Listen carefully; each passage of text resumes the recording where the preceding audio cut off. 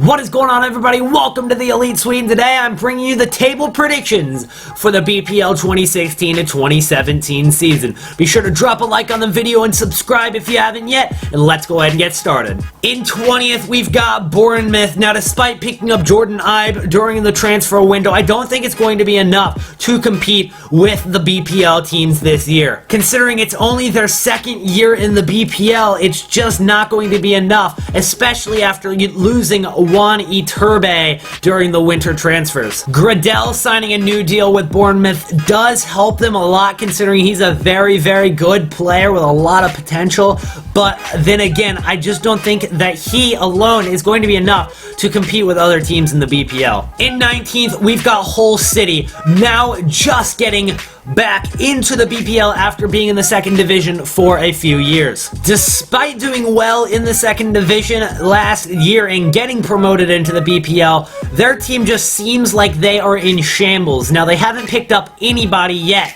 during the summer transfer window, and they don't even have a manager, and the BPL season starts in less than a week. They lost one of their best players, Mohamed Diame, to Newcastle United, which isn't going to help their case, and considering they're coming from the second league, I can't see them being able to compete with any teams in the BPL this year if they don't make some signings in this next couple of days. In 18th, we've got Sunderland. Now, they've been making moves, but unfortunately, all of those moves have been out of the club. Now, they've lost four not very important players during the summer transfer window, and I expect them to pick up a couple of players during the end of the window, especially on deadline day. Now, they definitely need a striker.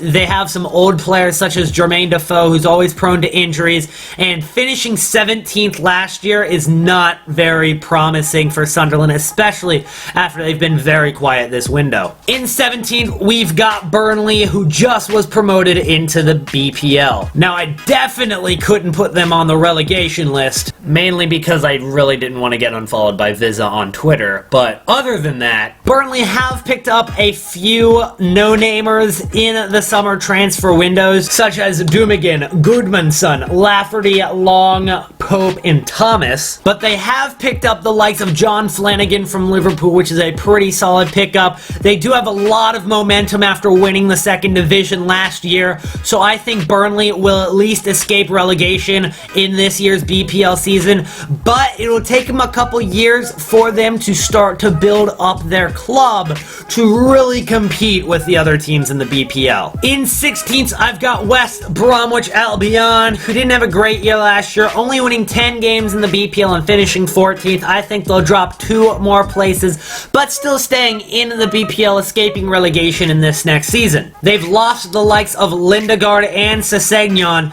going into the next season and haven't picked up anybody notable yet this transfer window. However, they are looking at trying to pick up Igalo, so I can see him going to West Bromwich. I think West Bromwich will be in 16th, escaping relegation, and if they do pick up Igalo, I can see a 15th, 14th, or maybe 13th finish for West Brom, but I'm going to go with 16th here just because they do not have Igalo yet. In 15th, we've got Stoke City. Now, they had a respectable 9th place finish in the last BPL season, and they've also picked up Joe Allen from Liverpool, the Welsh Pirlo. But other than that, they haven't really done anything in this transfer window yet, and they are having their attackers get quite old, such as Peter Crouch. Now, they do have Joe Zulu at striker, but is he BPL material? But not only losing Sadio Mane, they did lose Victor Wanyama, their goalkeeper, as well. They've got the likes of Boyan and they've got Arnautovic, but those are really the only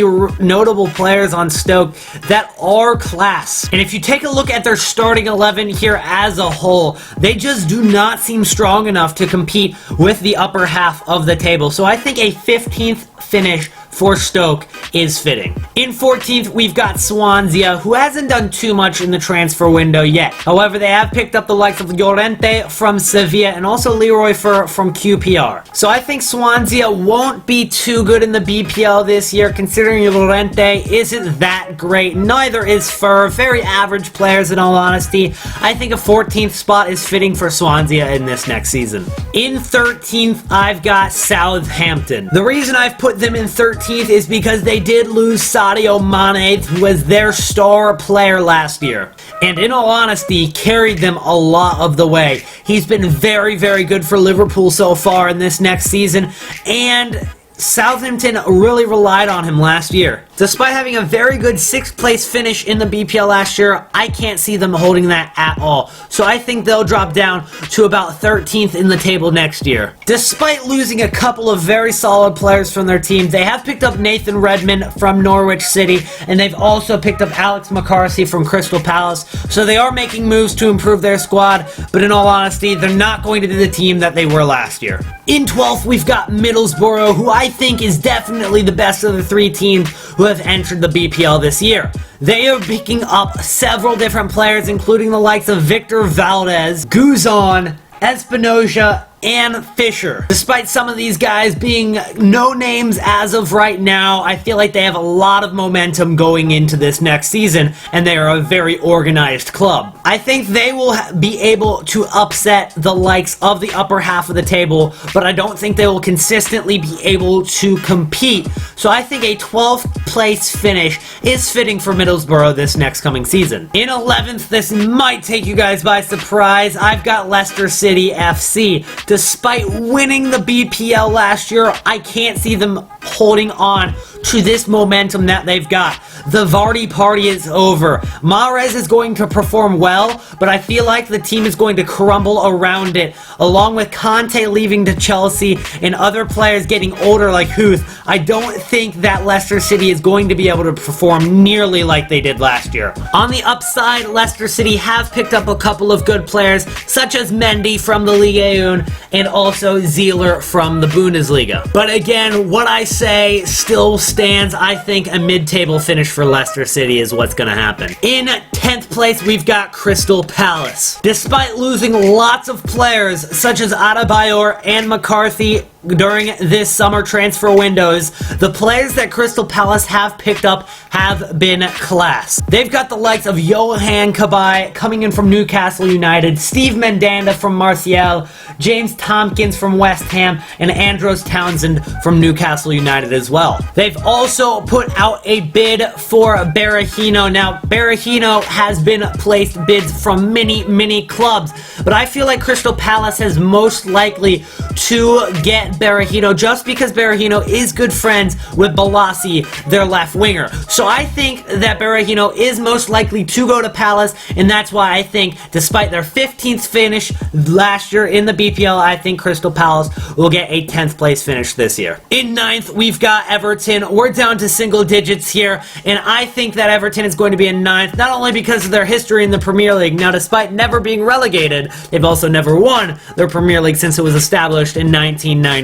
Despite losing their legendary keeper, Tim Howard, they have picked up Stecklenburg from Fulham FC, but other than that, there haven't been really any notable transfers from Everton. So that's why I think they'll come in 9th place in the next BPL season. In 8th place, I've got Watford. Now, a lot of people think that Watford are going to get relegated next year or finish towards the lower half of the table. However, with their new manager, Walter Mazzarri, I think that they will be doing well this year. Mazzarri is a very good manager from the Italian league. And they've also picked up the likes of JJ from Marseille. I'm not sure if I pronounced either of those correctly. They've also got Jerome Sinclair from Liverpool. So they're making good moves to improve their squad as well. Despite their inconsistency last year, I think they'll be up in 8th place in the next year's BPL season. In 7th, I've got West Ham. They've got Payet, so I definitely have them on the upper half of the table. They also finished 7th in last year's BPL season, so I've got them in 7th again, and they've also picked up the likes of Faguli from the La Liga, so they've also got another great winger on their squad going into this next year. They're definitely going to be contenders for upper half of the table, so I feel like this is where you get into the really world-class teams in 7th place in the BPL here. Every team from West Ham up are going to be very good squads next year. That's why we've got Liverpool in 6th. Jurgen Klopp has now been at Liverpool for a year, and I think he's about to make some big moves, and he already has, picking up a great player in Sadio Mane. Now, their game just a couple days ago proved that Sadio Mane was a force to be reckoned with. And also picking up a couple of players from the Bundesliga. Karius, their new goalkeeper, despite his injury, is a great pickup in the BPL for Liverpool. And also picking up Matip for the defense from Schalke, a good defender there as well. I think that their team is starting to mold, and they're going to be a much better team, a much more consistent team, and a much better team altogether in this next year. And I still think they won't be a top 5 finisher, but 6th place for Liverpool in this next season is better than 8th from their previous season. In 5th place, I've got Chelsea. Now, they've picked up some great players, and they have so much depth. Now, they definitely know how to win the Premier League. They did it 2 years ago. But after a very, very horrible year last year, I can't see them winning it quite yet. They've picked up the likes of N'Golo Kante from Leicester City, an amazing midfielder. And if you checked out my player rating predictions video for Chelsea, you see how much depth they really have on their team. So if one player isn't performing well, another player is going to come in. But that also could hinder their team's chemistry. Honestly, if you have that many players, they're going to be trying new players, new squads, new formations, a lot. And I don't know if Chelsea is going to have what it takes during the first half of the season to stay consistent and stay on the top of the table to get that top 4 finish. I think 5th place for next year for Chelsea. In 4th place, I've got Arsenal, and the reason for that is, well, Arsenal seem to finish 4th place a lot in the BPL. They have picked up Xhaka during the transfer window, which is a great pickup. He is an amazing player, and their team chemistry is going to be well up there, but there's a reason that I'm going with my top 3 as well, mostly because of the transfers, and obviously you've narrowed them down to which teams they are. We'll get to them in a second. But I think a 4th place finish for Arsenal is fitting, and I think that most people, I guess everybody that's not an Arsenal fan, is probably going to predict about the same thing. In 3rd place, I've got Tottenham. Now, Tottenham have a great team. Harry Kane has been very, very, very consistent. They haven't done too much this transfer window, although they have picked up Victor Wanyama. And all around, I just think that Tottenham are a very, very solid squad.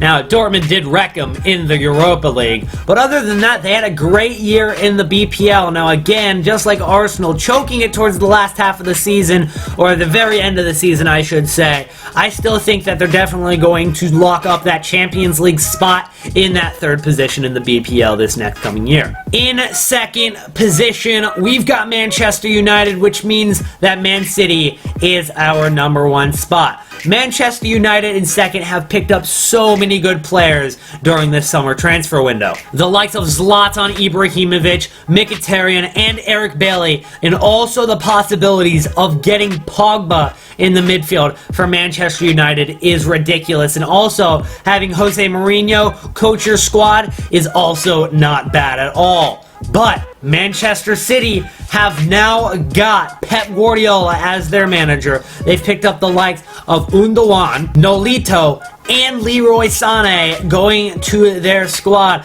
And on top of the already very, very good squad Manchester City has, I think that they're going to take the Premier League title this year. Anyways, guys, this took a long time to put together, so if you enjoyed the video, please slap a like on it. Would greatly appreciate the support. Also, subscribe if you're new. Anyways, guys, I hope you enjoyed your stay at the Elite Suite, and I will see you guys in the next video. Peace out.